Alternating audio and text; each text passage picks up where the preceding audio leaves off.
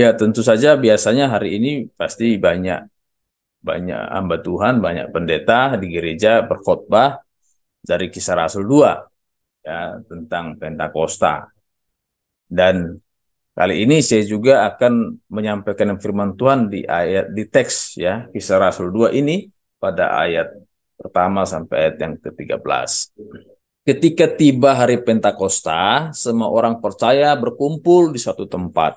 Tiba-tiba turunlah dari langit suatu bunyi seperti tiupan angin keras yang memenuhi seluruh rumah di mana mereka duduk, dan tampaklah kepada mereka lidah-lidah seperti nyala api yang bertebaran dan hinggap pada mereka masing-masing. Maka penuhlah mereka dengan Roh Kudus. Lalu mereka mulai berkata-kata dalam bahasa-bahasa lain seperti yang diberikan oleh Roh itu kepada mereka untuk mengatakannya. Waktu itu di Yerusalem diam orang-orang Yahudi yang saleh dari segala bangsa di bawah kolong langit. Ketika turun bunyi itu, berkerumunlah orang banyak. Mereka bingung karena mereka masing-masing mendengar rasul-rasul itu berkata-kata dalam bahasa mereka sendiri. Mereka semua tercengang-cengang dan heran lalu berkata, "Bukankah mereka semua yang berkata-kata itu orang Galilea? Bagaimana mungkin kita masing-masing mendengar mereka berkata-kata dalam bahasa kita sendiri, yaitu bahasa yang kita pakai di negeri asal kita? Kita orang Partia, Media, Elam, penduduk Mesopotamia, Yudea, Kapadokia, Pontus, dan Asia. Frigia dan Pamfilia, Mesir, dan daerah-daerah Libya yang berdekatan dengan Kirene. Pendatang-pendatang dari Roma." Ayat 11. Baik orang Yahudi maupun penganut agama Yahudi, orang Kreta, dan orang Arab. Kita mendengar mereka berkata-kata dalam bahasa kita sendiri tentang perbuatan-perbuatan besar yang dilakukan Allah. Mereka semuanya tercengang-cengang dan sangat termangu-mangu sambil berkata seorang kepada yang lain, "Apakah artinya ini?" Ya, ayat 13. Tetapi orang lain menyindir mereka sedang mabuk oleh anggur manis.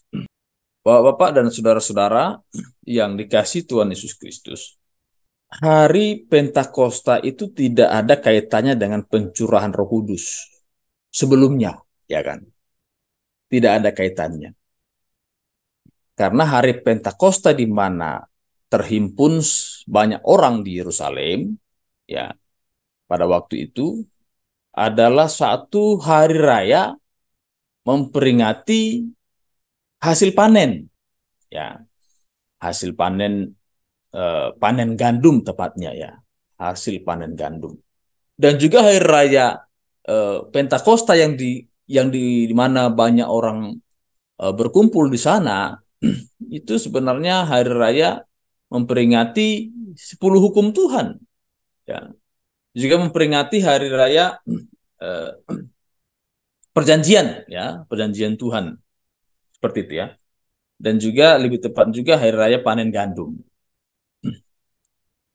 Nah, sehingga berkumpullah banyak orang, ya, orang-orang Yahudi di berbagai tempat. Tadi sudah disebutkan ya, sudah disebutkan dari mana-mana mereka, ya. Mulai pada ayat yang ke-9 itu sudah dijelaskan nama-nama daerah di mana mereka semua berkumpul di sana. Jadi itu itu yang diperingati oleh orang-orang yang hadir itu di Yerusalem. Tetapi di saat itu terjadilah pencurahan Roh Kudus. Para murid berkumpul di suatu tempat, ya, dan mereka mengalami satu hal yang luar biasa, ya. Kalau kita membaca pada ayat yang kedua, tiba-tiba turunlah dari langit suatu bunyi seperti tiupan angin yang keras, gitu ya. Kemudian ayat yang ketiga ada lidah-lidah api, lidah-lidah seperti ya, lidah-lidah seperti nyala api yang bertebaran dan hinggap pada masing-masing. Ayat 4, maka penuhlah mereka dengan Roh Kudus. Nah, jadi eh, pada peristiwa Pentakosta yang tadi saya katakan sebenarnya tidak ada kaitannya dengan pencurahan Roh Kudus, tetapi dalam peristiwa itu, ya, dalam peristiwa itu terjadi pencurahan Roh Kudus dalam peristiwa yang supernatural, ya, sehingga orang Kristen selanjutnya, orang Kristen perdana itu selanjutnya memaknai hari Pentakosta itu sebagai hari pencurahan Roh Kudus, nah gitu ya. Jadi sebelumnya tidak ada kaitannya dengan pencurahan Roh Kudus. Nah, karena hari raya panen gandum, ya, mereka berkumpul seperti itu. Dari sekian banyak daerah berkumpul di Yerusalem, tetapi di hari itu terjadi pencurahan Roh Kudus sehingga orang percaya memperingati hari Pentakosta sebagai hari pencurahan Roh Kudus.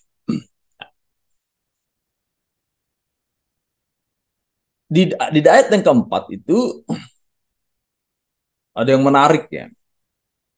Ada yang menarik di situ. Maka penuhlah mereka dengan Roh Kudus. Ya. Lalu mereka mulai berkata-kata dalam bahasa-bahasa lain. Ya. Mereka penuh dengan Roh Kudus, dan mereka berkata-kata dengan bahasa-bahasa dari daerah luar mereka, ya kan? Eh, jadi kata-kata yang mereka ucapkan itu adalah kata-kata yang dimengerti oleh bangsa-bangsa lain, ya. Hal ini membuat mereka, bangsa-bangsa lain yang mendengarkan rasul-rasul itu bisa berkata-kata dalam bahasanya mereka sendiri. Itu membuat eh, mereka tercengang-cengang, ayat yang ketujuh, ya. Mereka tercengang-cengang dan heran. Lalu mereka bilang, bukankah mereka ini semua orang Galilea? Kok dia bisa bahasa saya? Ya, kita orang Partia, kita orang Media, tapi mereka bisa bahasa kita, gitu.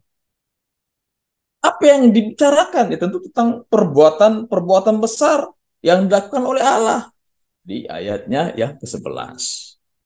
Jadi bahasa yang mereka ucapkan itu adalah bahasa dari bangsa-bangsa lain. Itu kelanjutan dari para rasul mengalami kepenuhan Roh Kudus. Kalau kita mau memperhatikan, ya, tentang eh, frasa, ya, maka penuhlah mereka dengan Roh Kudus. Kita bisa mendapatkan satu pemahaman di sini bahwa ketika para rasul penuh dengan Roh Kudus, ada kata di situ lalu, ya. Jadi penuh dengan Roh Kudus, lalu mereka mulai berkata-kata dalam bahasa-bahasa lain, bahasa bangsa-bangsa lain, ya. Apa yang dikatakan? Yang dikatakan adalah semua atau tentang perbuatan-perbuatan besar yang dilakukan oleh Allah, nah, gitu ya. Artinya apa? Bahwa orang yang mengalami kepenuhan Roh Kudus itu pasti akan melakukan satu perbuatan atau tindakan yang sangat amat terkait dengan Kisah Rasul 1 ayat 8. Kamu akan menjadi saksiku di Yerusalem, Yudea, Samaria sampai ujung bumi. Artinya apa? Bahwa orang yang mengalami kepenuhan Roh Kudus atau penuh dengan Roh Kudus itu dia pasti akan bersaksi. Dan kalau kita membaca banyak ayat, ya, kita akan menemukan orang-orang dalam kisah para rasul ini, para rasul, ya, yang mengalami kepenuhan Roh Kudus, mereka pasti akan bersaksi. Nah, contoh, ya, contoh kalau kita membaca kisah tentang Stefanus, ya, Stefanus yang memberikan pertanggungan jawab pembelaan, ya, di hadapan orang-orang Yahudi yang menentangnya. Ya, Stefanus ini adalah salah satu dari 7 orang yang dipilih untuk melayani orang miskin, ya, pelayan meja Tetapi Stefanus adalah satu orang, salah satu yang paling menonjol karena dia memiliki hikmat dan rajin penginjilan. Ya, dia seorang diaken ya. Nah, kita lihat ya bagaimana di dalam Kisah Rasul pasal 7 ayat 55. Ini salah satu contoh ya. Kisah Rasul pasal 7 ayat 55. Di situ kita akan menemukan sebuah eh, kalimat yang penting, bahwa ketika orang mengalami kepenuhan Roh Kudus pasti ada dia akan bersaksi gitu ya. Bersaksi, akan menginjil dan seterusnya. Dikatakan begitu. Tetapi Stefanus yang penuh dengan Roh Kudus menatap ke langit lalu melihat kemuliaan Allah dan Yesus berdiri di sebelah kanan Allah. Lalu katanya, sungguh aku melihat langit terbuka dan anak manusia berdiri di sebelah kanan Allah. Ini kesaksian Stefanus, meskipun setelah itu dia dilempari batu sampai mati. Dia dilempari batu sampai mati. Artinya orang yang mengalami kepenuhan Roh Kudus itu bukan orang, bukan bukan apa ya? Kita minta Tuhan penuhi saya dengan Roh Kudus, tapi kita tidak melakukan tugas menjadi saksi. Ya. Ini kalimat yang penting. Ya. Ini hal-hal yang sangat penting untuk kita pahami sebagai orang percaya. Saya tunjukkan satu ayat lagi, misalnya di dalam eh,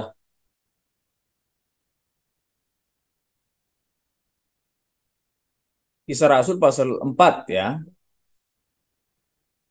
Kisah Rasul pasal 4 ayatnya yang ke-31.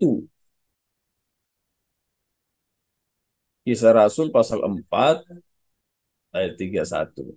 Dikatakan begini. Dan ketika mereka sedang berdoa, goyanglah tempat mereka berkumpul itu dan mereka semua penuh dengan Roh Kudus. Ya. Lalu mereka memberitakan firman Allah dengan berani. Coba perhatikan ya. Mereka ya, para jemaat ya, yang mendoakan, yang berdoa di situ bersama dengan sekalian sekumpulan orang ya. Mereka berdoa, lalu goncanglah tempat itu, goyanglah tempat itu, lalu penuh mereka semua penuh dengan Roh Kudus, lalu mereka memberitakan firman dengan berani. Ya gitu ya. Jadi penuh dengan Roh Kudus itu pasti akan saksi gitu. Aneh kalau orang mengklaim dirinya penuh dengan Roh Kudus tetapi tidak ada pekerjaan menjadi saksi yang dilakukan. Ya. Aneh kalau orang mengklaim dirinya penuh dengan Roh Kudus tetapi dia hanya diam saja, gitu ya. Dan banyak ayat ya kaitannya dengan penuh dengan Roh Kudus pasti dia akan bersaksi, ya. Sehingga firman Tuhan dalam Kisah Rasul 1 ayat 8, kamu akan menjadi saksiku di Yerusalem, Yudea, Samaria sampai ujung bumi, itu kaitannya dengan itu, gitu ya. Jadi kepenuhan Roh Kudus itu akan melakukan pekerjaan-pekerjaan yang difirmankan oleh Tuhan. Difirmankan oleh Tuhan. Nah, kalau kita memperhatikan secara keseluruhan, ya, dalam peristiwa Pentakosta, penuhlah mereka dengan Roh Kudus. Ya. Nah, Bapak Ibu Bapak Ibu dan teman-teman dikasih Tuhan Yesus Kristus. Kepenuhan Roh Kudus itu apa sebenarnya? Jadi kepenuhan Roh Kudus itu adalah suatu kondisi atau keadaan di mana pribadi ketiga dari Allah Tritunggal, yaitu Roh Kudus, itu mengambil peran berdaulat ya, menguasai hidup seseorang. Jadi Roh Kudus ini bukan cairan ya, yang seperti dituangkan dalam gelas, makin lama makin penuh lalu tumpah ya. Bukan seperti itu. Roh Kudus itu adalah pribadi ketiga dari Allah Tritunggal. Dia yang memberi hidup, melepaskan kita dari kuasa ikatan dosa.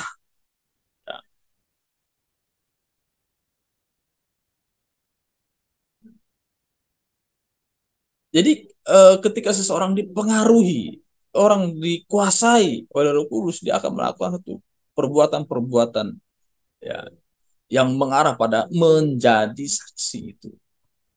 Nah, itulah tugas atau karya daripada Roh Kudus. Ya, jadi kalau Allah Bapa, ya Allah Bapa itu mempersiapkan hidup yang kekal. Tuhan Yesus itu menjanjikan dan memberikan hidup yang kekal melalui kematiannya.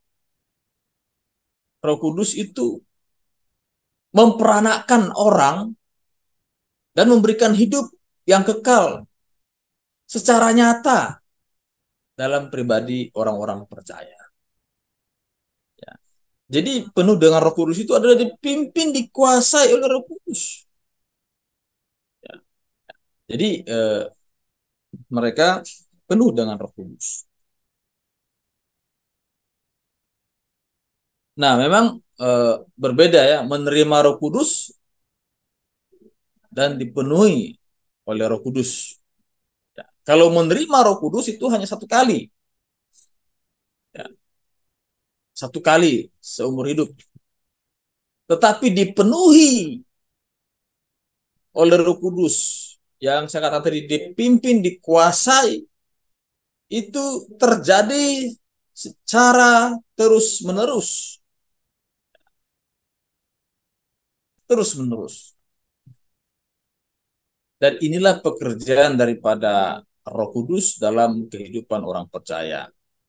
Ya, jadi ini bukan usaha manusia, bukan, ya, bukan usaha manusia untuk seseorang itu bisa menerima Roh Kudus.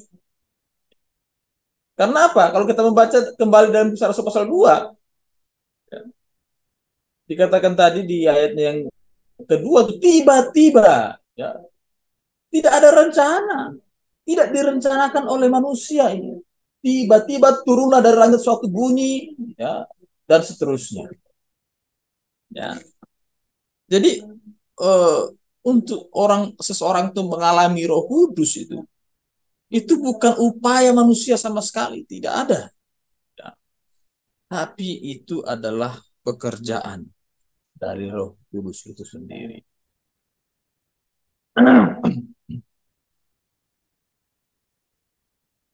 Jadi sepanjang kalau Bapak dan saudara-saudara membaca kisah para rasul secara komprehensif, ya, secara menyeluruh, kita akan menemukan ada begitu banyak ayat orang yang penuh dengan Roh Kudus itu.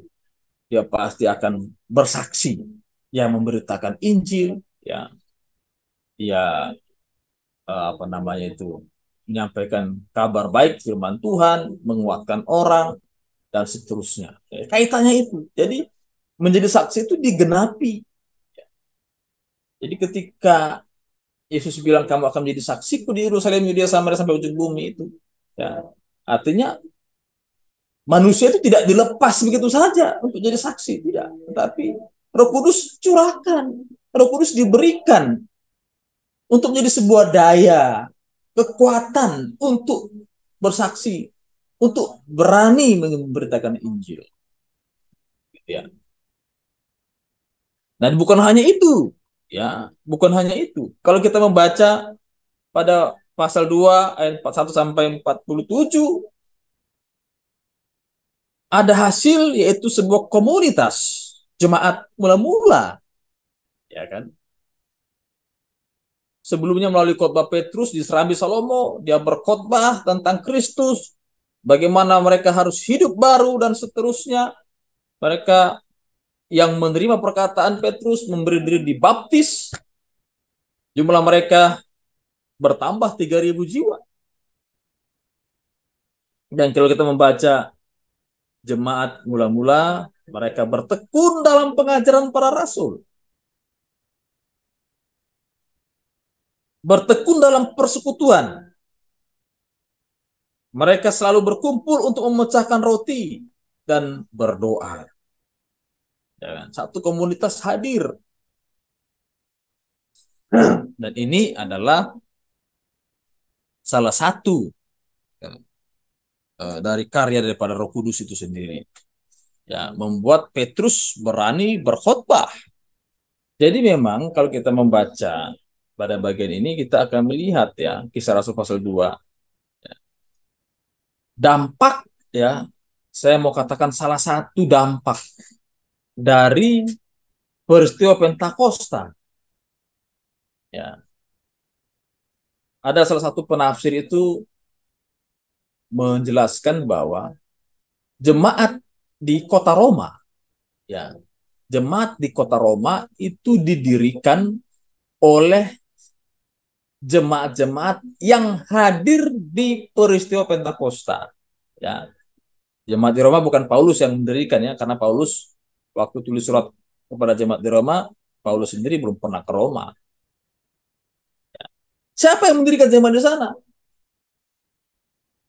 Mereka yang hadir di acara atau peristiwa pencurahan Roh Kudus itu sendiri.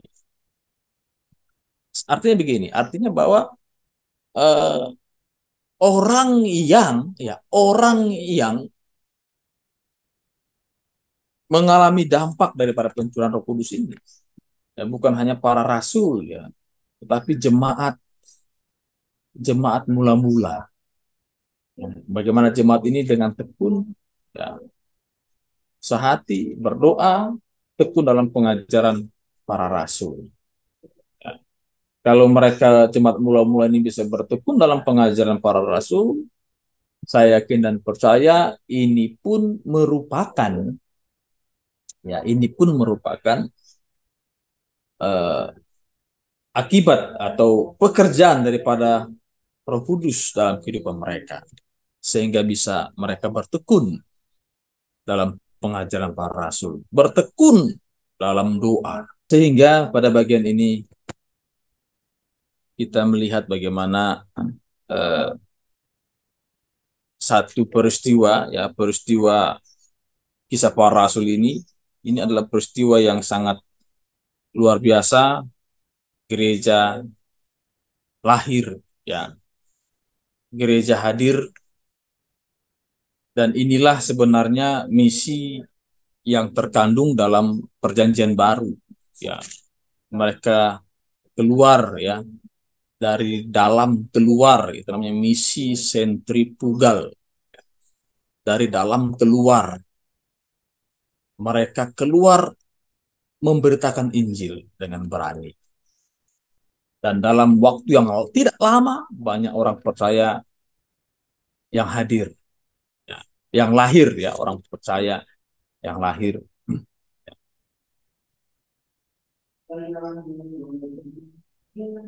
Dan itulah kuasa. Ya. Kalau kita mundur sedikit kisah Rasul pasal 1 ayat 8, tetapi kamu akan menerima kuasa, ya kan? Kuasa ini dimaknai apa? Ya, seringkali kuasa yang dimaknai di sini kuasa-kuasa yang sifatnya spektakuler gitu ya. Kuasa-kuasa mungkin orang memaknainya itu mujizat.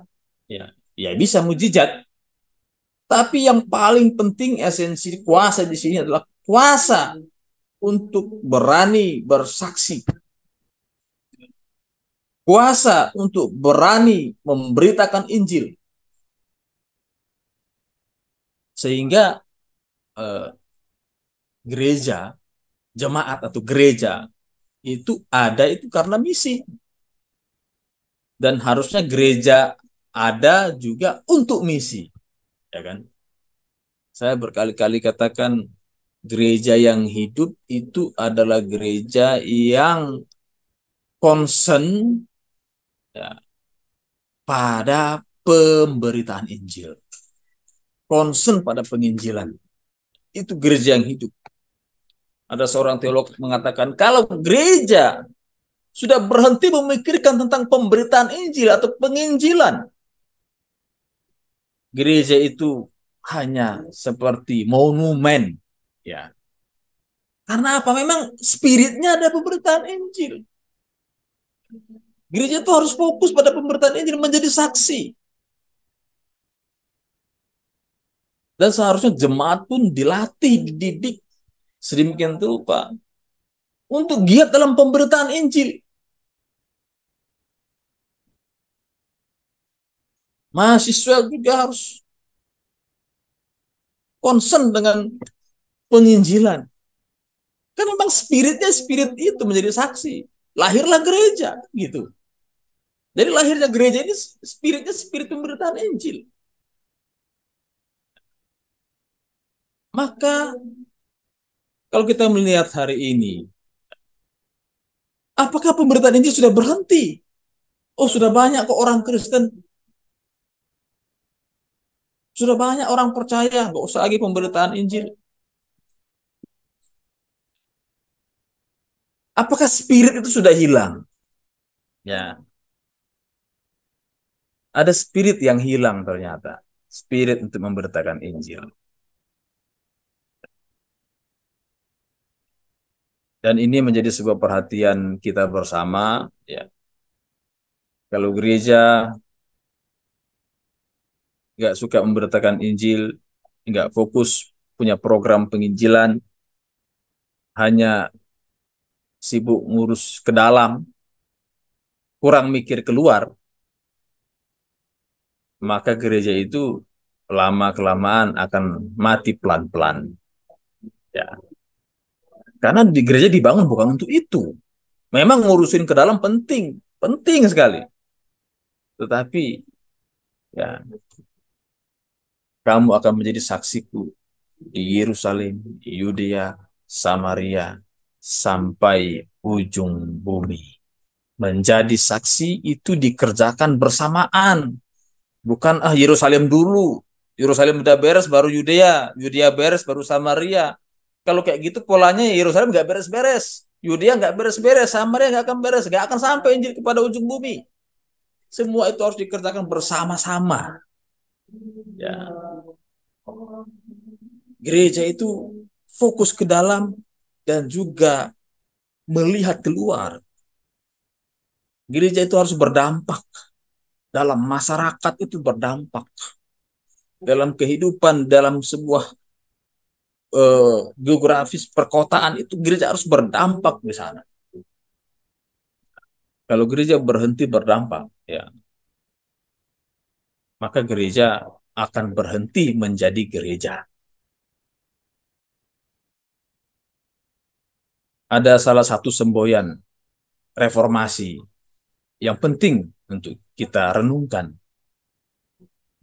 Dalam bahasa Latin mengatakan, Ecclesia Reformata Semper Reformanda. Gereja itu harus terus diperbaharui dan memperbaharui dirinya. Kalau gereja berhenti diperbaharui dan memperbaharui dirinya, maka dia berhenti menjadi gereja. Nah, gitu ya.